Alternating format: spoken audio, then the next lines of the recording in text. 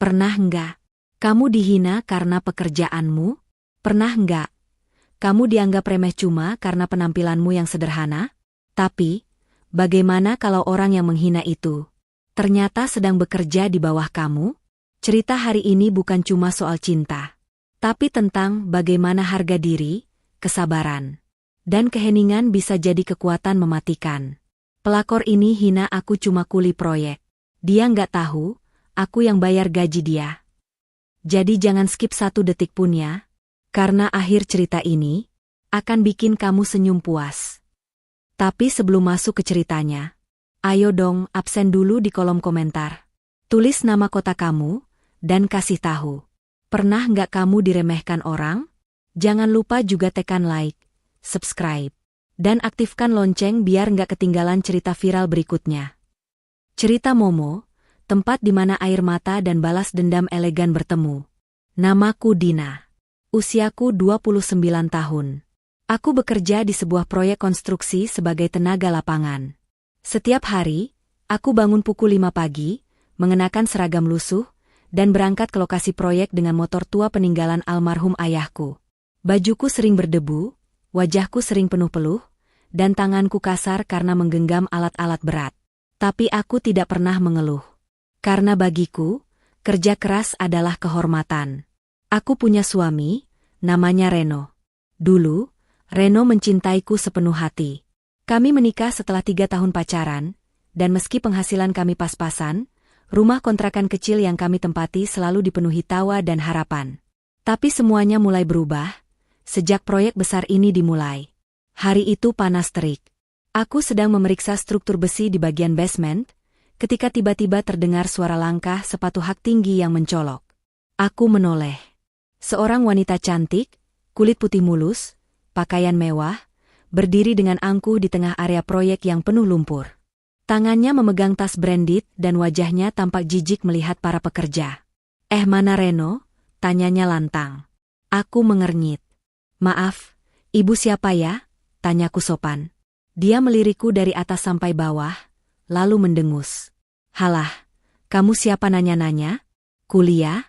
Kuli proyek juga bisa sok interogasi," katanya sambil tertawa kecil.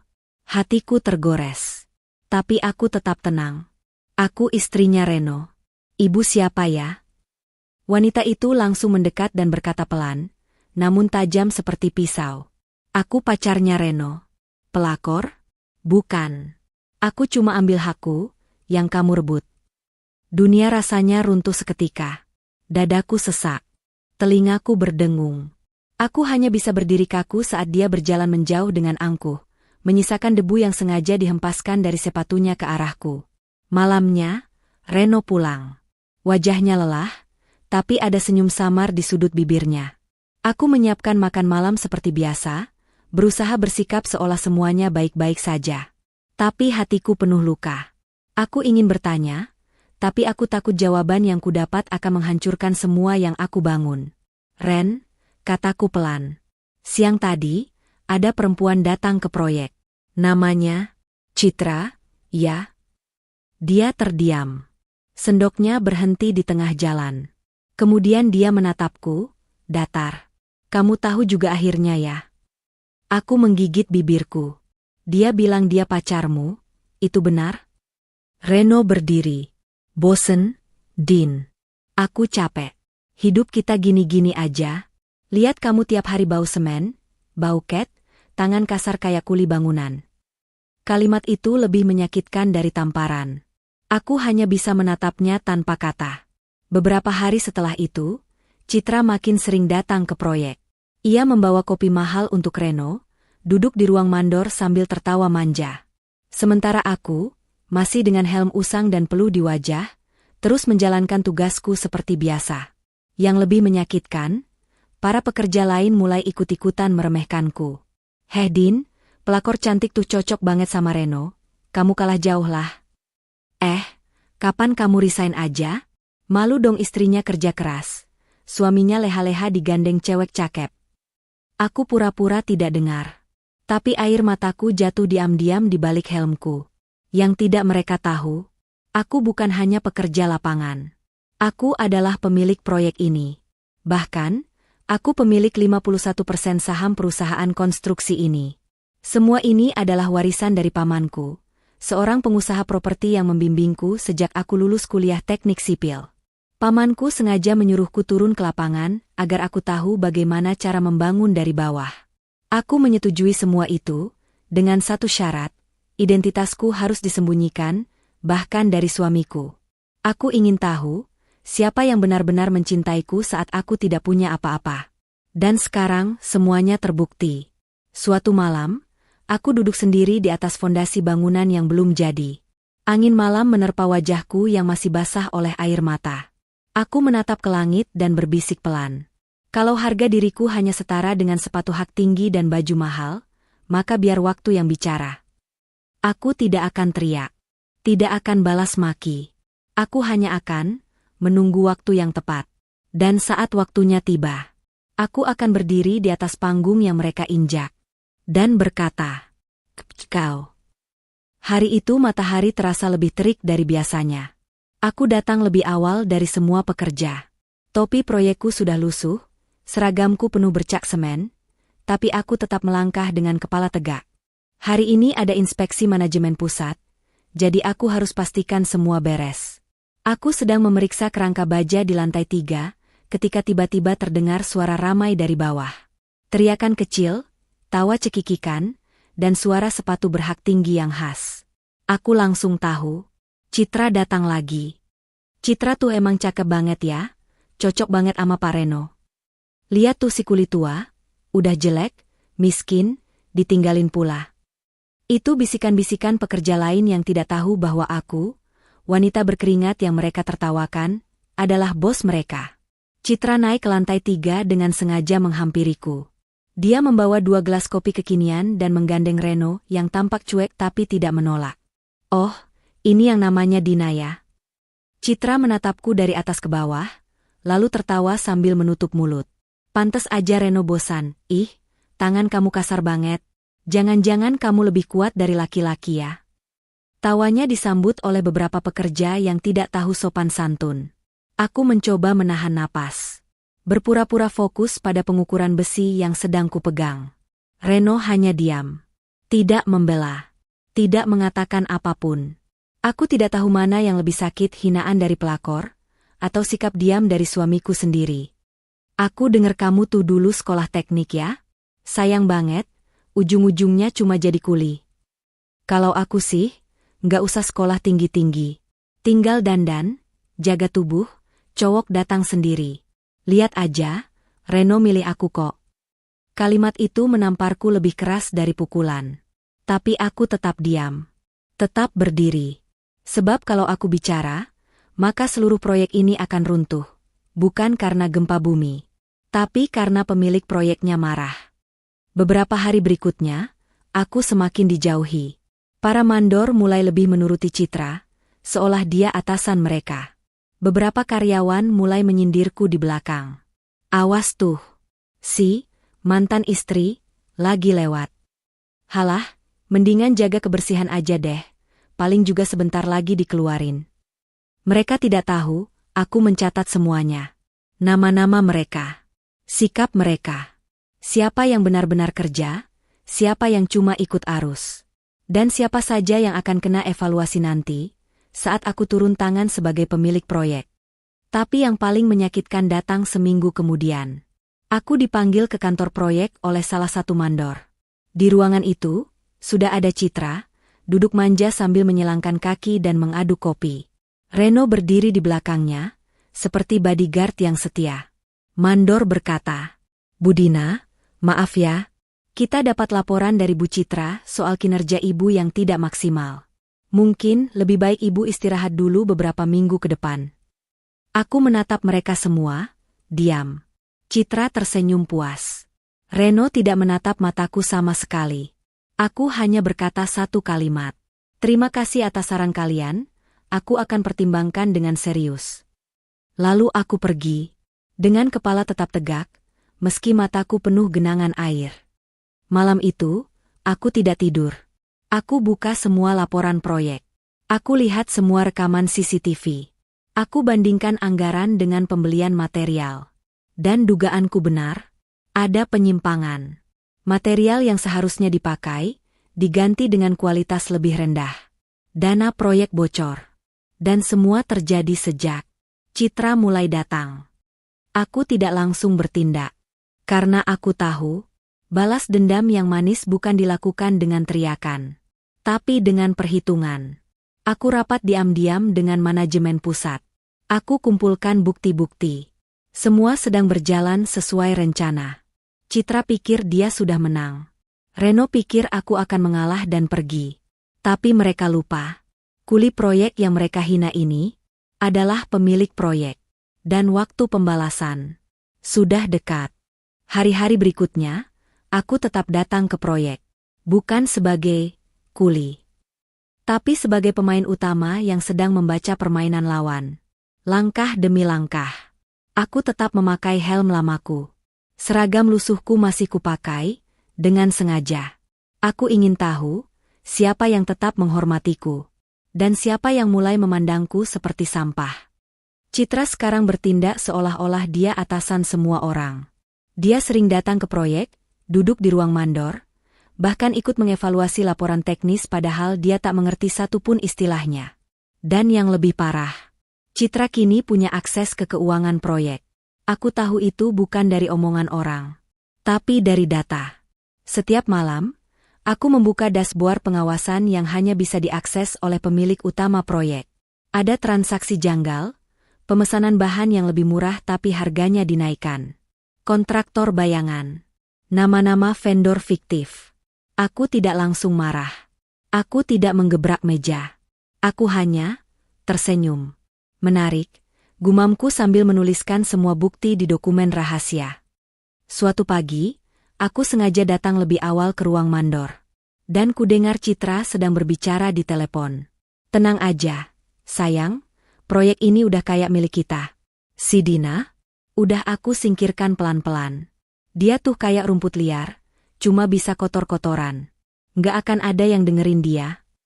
Aku berdiri di luar, diam. Tanganku mengepal, tapi aku tetap diam. Besok aku minta dia dikasih surat resmi aja ya, alasan efisiensi. Biar cepat bersih. Lagian, makin lama lihat mukanya, aku eneg. Setelah itu, dia keluar dan kaget melihatku berdiri di depan pintu. Oh, kamu di sini toh, katanya sambil tersenyum palsu. Aku hanya membalas dengan anggukan. Saya cuma ingin kerja dengan tenang. Bu, silakan lanjut. Di dalam hati, aku mencatat semuanya. Satu persatu. Hari itu juga aku langsung bertemu dengan direktur utama perusahaan konstruksi yang menaungi proyek ini, Pak Bram, sahabat pamanku. Aku tunjukkan semua bukti. Bukti penggelapan dana. Bukti rekaman. Data transaksi palsu. Dan rekaman Citra menyebut bahwa proyek ini sudah kayak miliknya. Pak Bram menatapku dengan mata tajam. Dina, kamu yakin ingin lanjut? Aku tersenyum. Tidak hanya lanjut, Pak, saya ingin semua ini disaksikan publik. Saya ingin mereka tahu siapa sebenarnya yang mereka hina. Minggu berikutnya, perusahaan pusat mengadakan evaluasi besar. Semua jajaran diminta hadir. Termasuk aku. Dan untuk pertama kalinya, aku datang bukan sebagai kuli, tapi sebagai pemilik. Aku mengenakan blazer putih elegan. High heels tenang, rambut ditata rapi. Wajahku full makeup, bukan untuk pamer, tapi untuk menampar mereka secara visual. Citra melihatku saat aku turun dari mobil mewah bersama Pak Bram. Wajahnya langsung berubah. Dia memelototiku seolah tak percaya. Reno datang menyusul dari belakang, mengernyit bingung. Apa yang kamu lakukan, Din? Katanya pelan. Aku hanya menjawab. Tonton saja sampai akhir. Rapat dimulai. Pak Bram berdiri di depan. Ia memperkenalkan satu persatu tamu penting, sampai akhirnya. Dan ini adalah pemilik utama dari proyek besar kita ini, 51% saham milik beliau. Kita beri sambutan untuk Ibu Dina Arya Satya. Suasana ruang rapat terdiam. Tak ada suara. Citra menjatuhkan gelasnya. Reno melongo tak percaya. Aku melangkah maju ke podium. Langkahku tenang. Wajahku tak menunjukkan marah. Tapi suara dan mataku cukup untuk menghentikan napas siapapun. Saya berdiri di sini setelah berminggu-minggu dihina, dilecehkan, dan dianggap bukan siapa-siapa. Tapi saya diam bukan karena saya kalah. Saya diam karena saya sedang menyusun jalan untuk kalian jatuh. Suara tepuk tangan pelan mulai terdengar. Beberapa staf pusat mulai berdiri dan memberi hormat. Saya punya data. Saya punya bukti. Dan saya punya wewenang. Lalu kuangkat berkas tebal. Citra, kamu resmi saya pecat dari proyek ini. Dan Reno, suamiku, kamu saya ajukan pemutusan kontrak karena keterlibatan dalam pelanggaran keuangan. Silakan kalian keluar dari ruang ini. Citra berdiri dan berteriak. Kamu licik. Kamu pura-pura miskin cuma buat jebak aku? Aku tersenyum. Bukan aku yang pura-pura, kamu yang buta. Mereka berdua akhirnya diantar keluar oleh satpam. Semua pekerja yang dulu menghina mulai menunduk, malu. Beberapa berbisik, beberapa bahkan meminta maaf padaku langsung. Tapi aku tidak mencari pembelaan. Aku hanya ingin mereka belajar. Jangan remehkan seseorang dari seragamnya. Karena mungkin dia yang menggaji kalian. Setelah dipecat dari proyek, Citra dan Reno keluar dari gedung kantor dengan wajah merah padam. Mata semua orang menatap mereka. Ada yang mencibir, ada yang tertawa sinis, dan banyak yang bersorak pelan.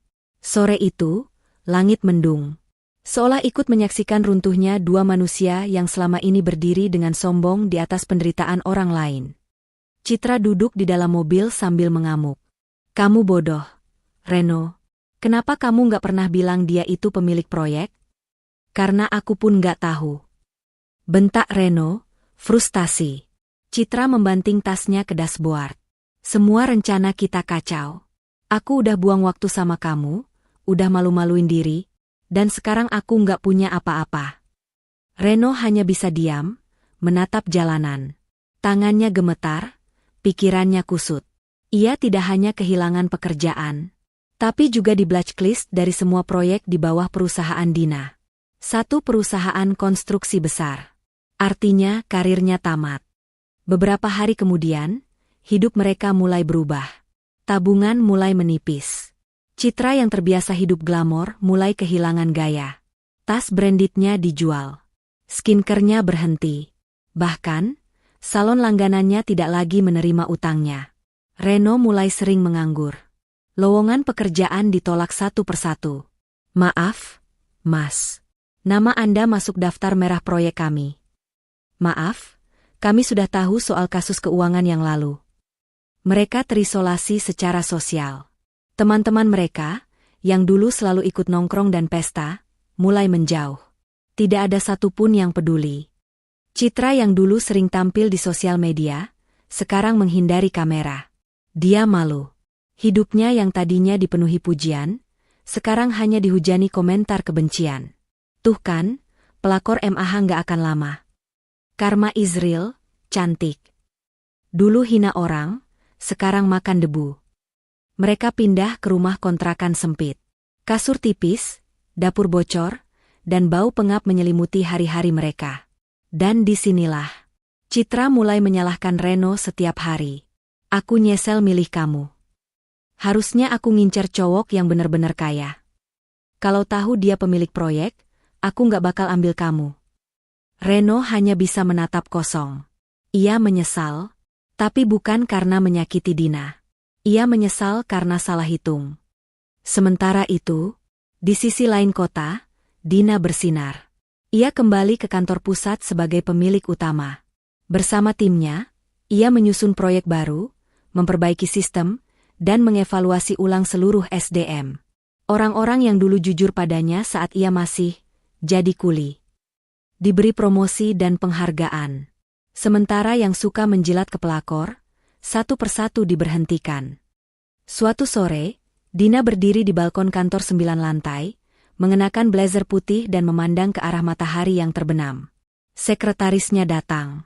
Bu Dina, ada kiriman bunga dari salah satu vendor, ucapan selamat atas jabatan baru Ibu sebagai komisaris utama. Dina tersenyum tenang. Taruh saja di ruang rapat. Bunga nggak lebih indah dari kebaikan yang tulus. Sekretarisnya mengangguk kagum. Dina, bukan hanya kaya dan kuat, tapi juga anggun dalam balas dendam. 1 minggu kemudian, Reno datang ke kantor Dina. Ia menunggu di lobi bawah, dengan pakaian seadanya dan wajah penuh kelelahan. Dina turun, hanya ditemani satu staf. "Din, aku minta maaf," katanya lemah. "Boleh aku kerja di tempat lain? Asal bukan proyekmu, aku butuh makan." Dina menatapnya. "Dingin. Tenang. Aku nggak pernah dendam, Ren.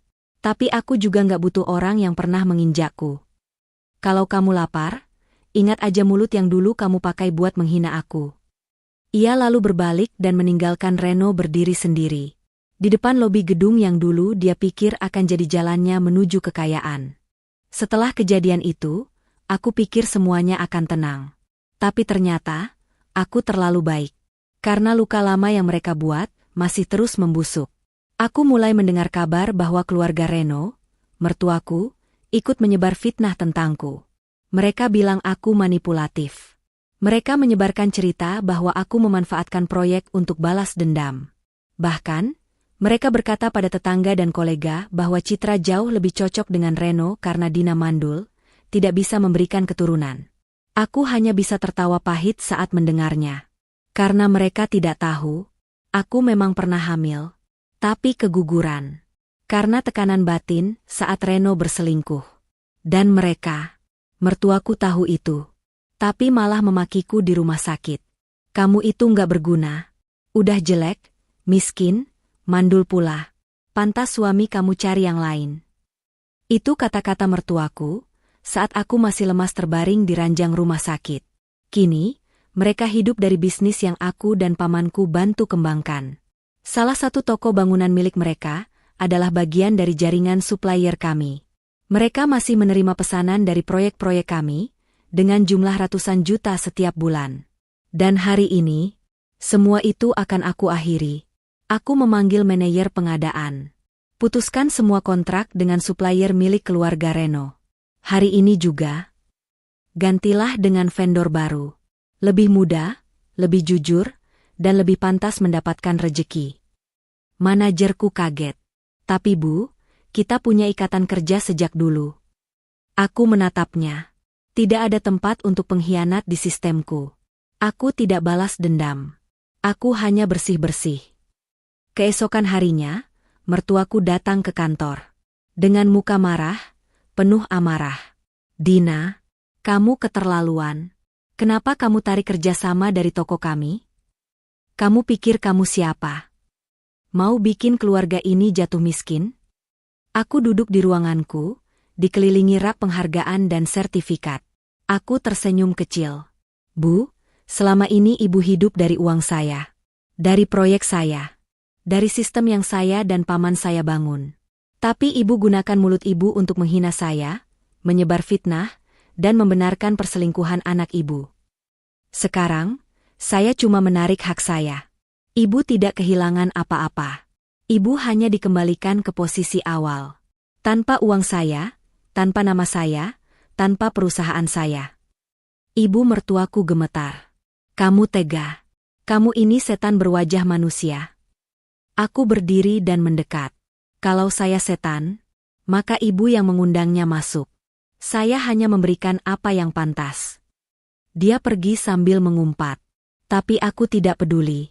Karena setelah bertahun-tahun ditindas, hari ini, aku yang menentukan siapa yang pantas berdiri, dan siapa yang harus duduk diam. Malamnya, aku menerima pesan dari seorang kerabat Reno. "Dina, keluarga Reno sekarang mulai kelimpungan.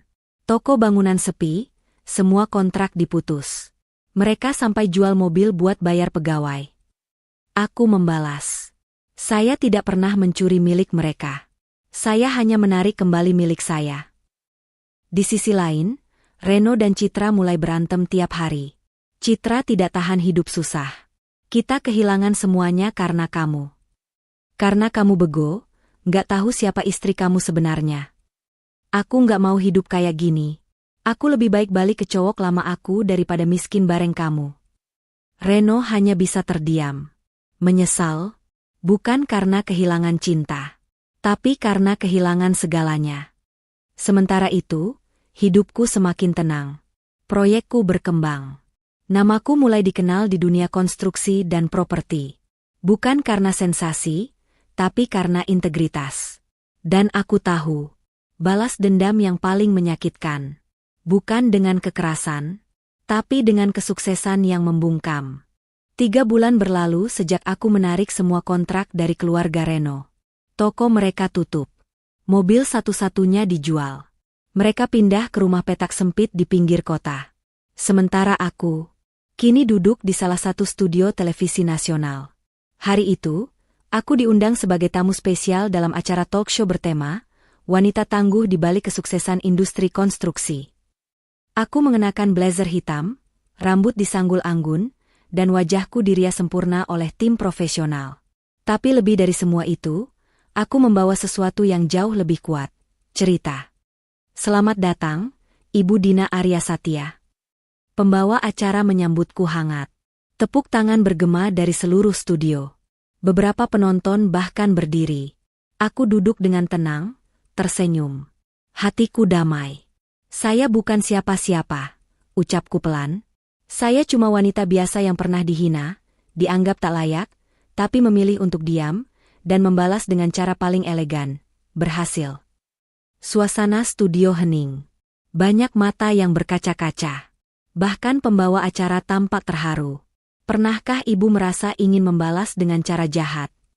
Tentu pernah, jawabku jujur.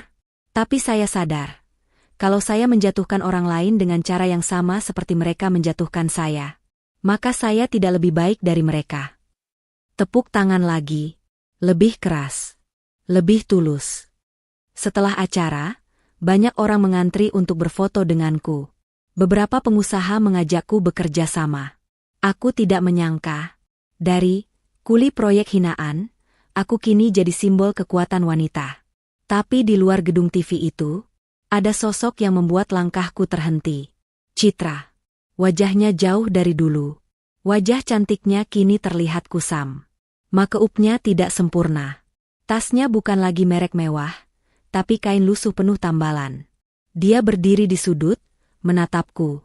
Dina, suaranya gemetar.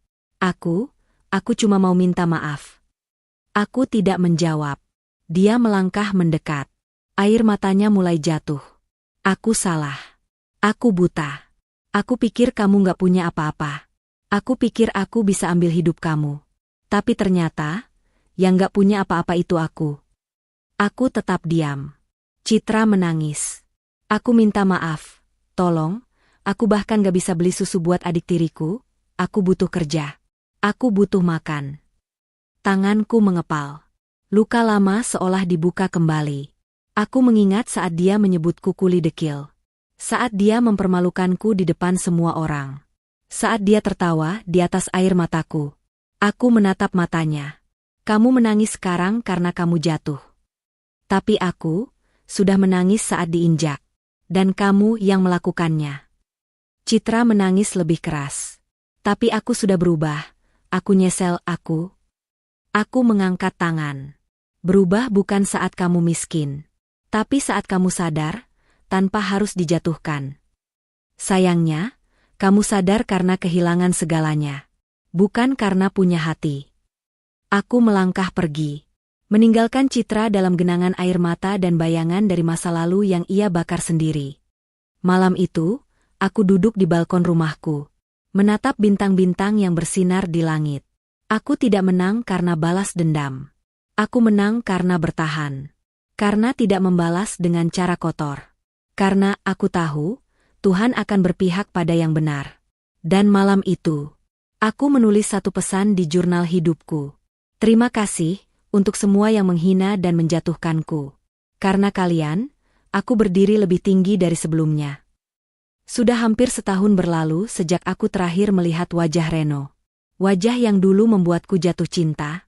Wajah yang dulu membuatku percaya bahwa cinta bisa menumbuhkan segalanya. Tapi hari ini, wajah itu kembali muncul.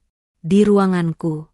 Dengan senyum lembut, mata berkaca-kaca, dan setangkai bunga mawar di tangannya. Din, kamu makin cantik sekarang. ucapnya pelan. Aku tidak menjawab. Hanya menatapnya tanpa ekspresi. Dia duduk, menunduk, lalu membuka mulutnya perlahan. Aku minta maaf. Aku salah besar. Aku buta.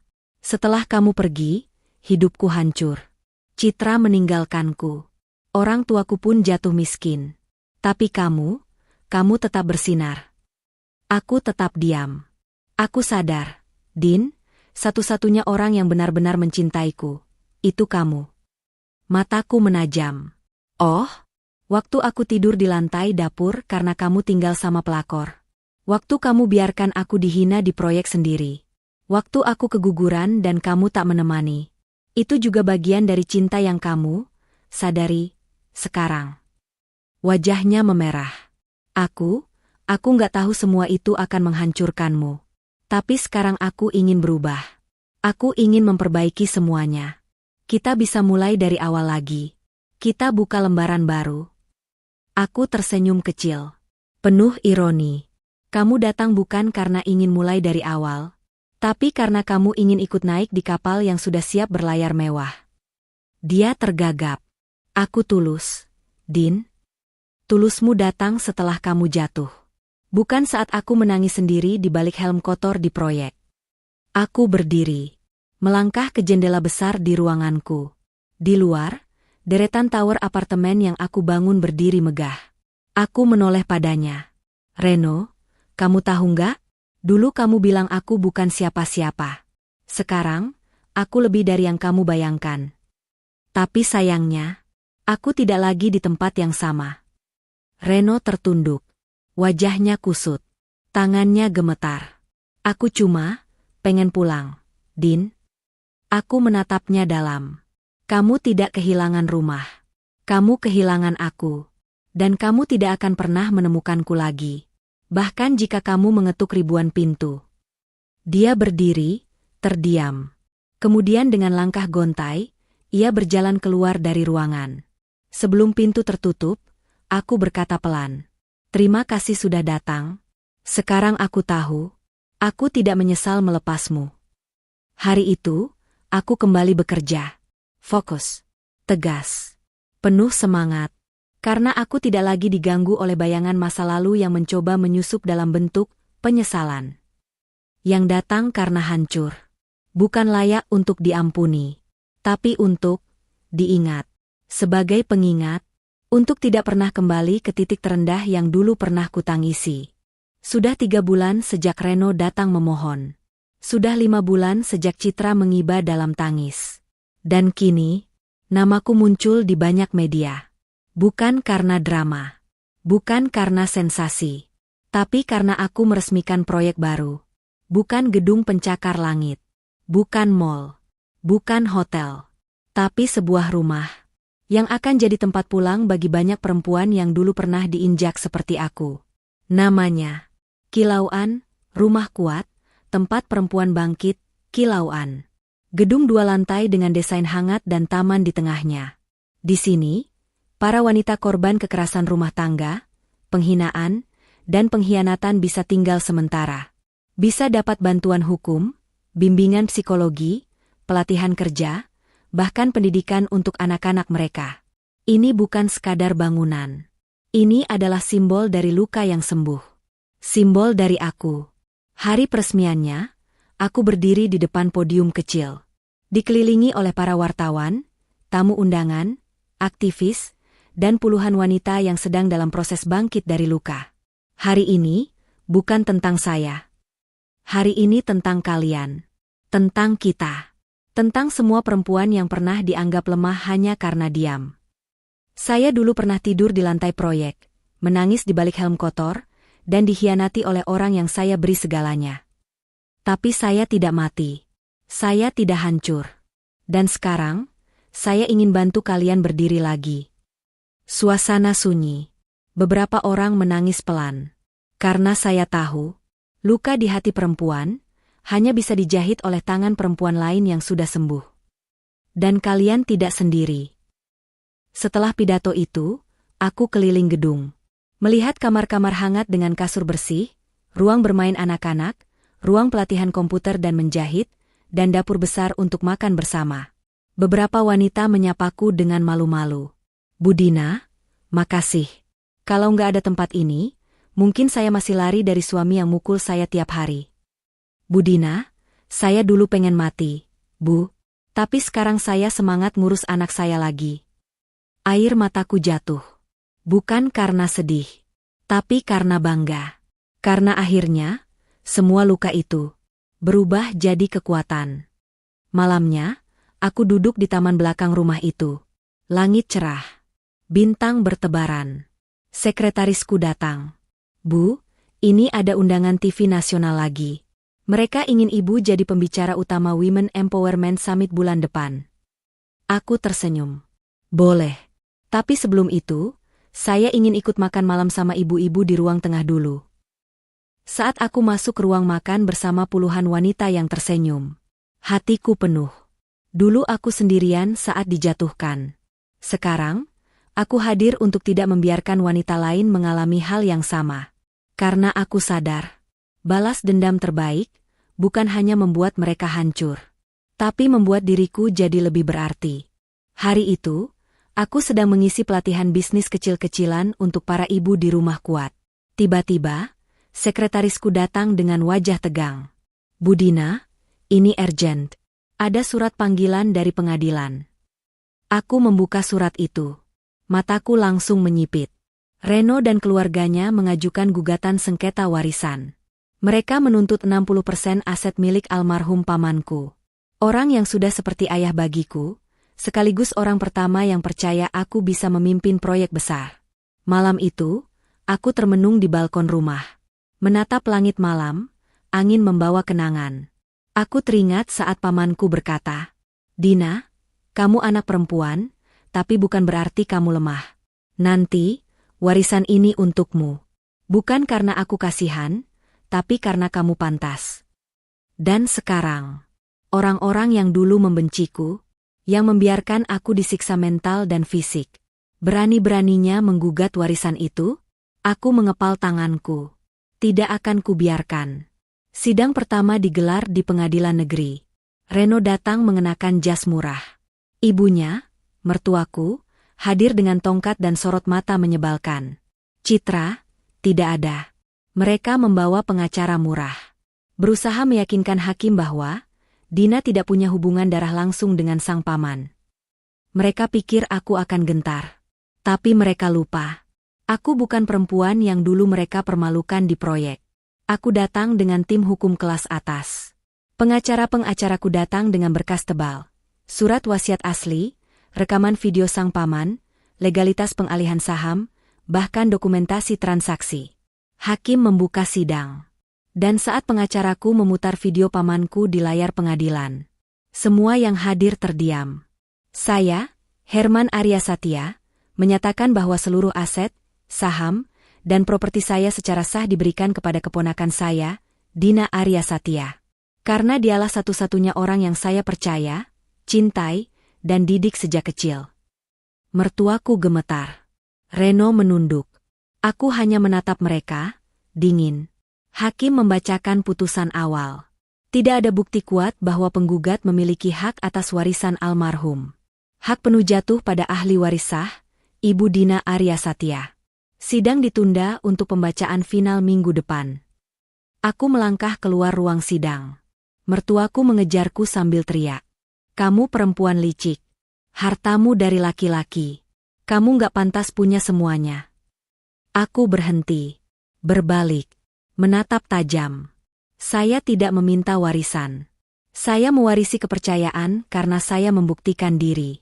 Sementara kalian hanya tahu cara meminta, bukan membangun. Dan kalau kalian pikir kalian bisa merebut hidup saya, maka kalian belum tahu seberapa jauh saya bisa menjatuhkan kalian, tanpa menyentuh sekalipun. Hari itu, aku menggelar rapat darurat dengan tim hukumku. Pastikan semua harta dan saham paman saya diamankan. Termasuk yayasan, proyek, hingga investasi ke rumah kuat. Dan setelah sidang akhir nanti, saya akan buat pengumuman publik. Supaya semua tahu, siapa yang pantas memimpin warisan ini. Karena aku tahu, musuh bisa datang berkali-kali. Tapi kekuatan seorang wanita yang pernah jatuh dan bangkit dengan air mata tidak akan mudah digoyahkan lagi. Sidang terakhir digelar. Ruangan penuh. Semua media hadir. Kasus ini sudah jadi berita nasional. Sengketa warisan sang ratu proyek. Dina Aryasatya versus keluarga Reno. Dan hari itu, hakim membacakan putusan final. Dengan ini, pengadilan menyatakan bahwa seluruh aset, saham, dan warisan milik almarhum Herman Aryasatya sah dimiliki dan dikelola oleh ahli waris tunggal, Dina Aryasatya. Semua gugatan dari pihak penggugat dinyatakan ditolak. Tepuk tangan langsung pecah di ruangan. Media memberondongku dengan kamera dan mikrofon. Tapi aku hanya tersenyum. Anggun. Tenang. Seperti ombak yang baru selesai menghantam karang. Setelah sidang, aku berdiri di podium luar gedung. Di hadapan semua orang, aku berkata, saya tidak berdiri di sini karena saya menang. Saya berdiri di sini karena saya tidak pernah menyerah. Hidup saya pernah diinjak, dikhianati, dihina, tapi saya memilih diam bukan karena lemah, tapi karena saya sedang menaikkan level saya. Hari ini, saya ingin sampaikan pesan kepada setiap wanita yang pernah diperlakukan seperti saya. Kalian berhak berdiri, berhak bahagia, dan berhak sukses. Jangan biarkan siapapun mendefinisikan nilai kalian berdasarkan penampilan, status, atau luka masa lalu. Karena perempuan yang kuat adalah perempuan yang bisa bangkit dan membantu orang lain ikut berdiri. Air mata mulai mengalir dari banyak mata. Tapi bukan sedih. Bahagia. Kagum. Terinspirasi. Beberapa hari kemudian, aku mengunjungi makam pamanku. Kusapu pelan batu nisannya. Paman, aku jaga semuanya. Termasuk nama baikmu. Semoga kau bangga. Saat aku hendak kembali ke mobil, seorang pria paruh baya mendekat. Wajahnya asing, tapi sorot matanya teduh. Permisi, Ibu Dina? Aku menoleh. Ya, saya. Dia tersenyum. Saya, teman lama Paman Herman. Kami dulu rekan bisnis di luar negeri. Saya dengar tentang semua yang terjadi. Dan saya ingin mengundang Ibu untuk bergabung dengan jaringan proyek sosial internasional kami. Aku terdiam sejenak. Dia melanjutkan. Konsep rumah kuat yang Ibu bangun, luar biasa. Dan saya pikir, dunia butuh lebih banyak tempat seperti itu. Kalau Ibu bersedia, ayo kita bangun 10 rumah kuat di kota-kota lain. Mataku berkaca-kaca. Paman, aku dengar. Aku akan lanjutkan jejakmu. Tapi dengan caraku sendiri. 1 tahun kemudian, rumah kuat, kini sudah ada di 5 kota besar. Dina menjadi pembicara di berbagai forum internasional. Namanya disebut di majalah Forbes Asia sebagai The Most Resilient Woman in Business Humanity. Dan suatu sore, saat aku berjalan menyusuri lorong rumah kuat di Bandung, seorang anak kecil menarik ujung bajuku. Bu, Ibu itu malaikat ya? Aku tertawa kecil. Bukan. Aku cuma orang yang pernah jatuh. Tapi nggak berhenti bangkit. Anak itu tersenyum. Dan di matanya, aku melihat harapan. Terima kasih sudah mengikuti kisah ini hingga akhir. Kisah ini bukan hanya tentang balas dendam. Tapi tentang bagaimana luka bisa jadi kekuatan. Dan bagaimana perempuan yang pernah dihina bisa berdiri lebih tinggi dari semua yang menjatuhkannya. Untuk kamu yang sedang terluka, ingat, kamu tidak hancur. Kamu sedang ditempa. Dan suatu hari nanti, kamu akan berdiri gagah. Dengan kepala tegak, dan hati penuh cahaya.